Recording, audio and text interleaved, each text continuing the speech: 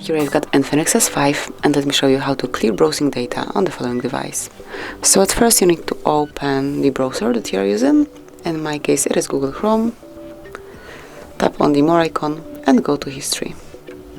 Select Clear Browsing Data, and here you've got Basic and Advanced options. So under Basic you can find Browsing History, Cookies and Site Data, Cache the images and files, and then under Advanced you have few more, and these are Saved Passwords, Autofill from Data, and also Site Settings.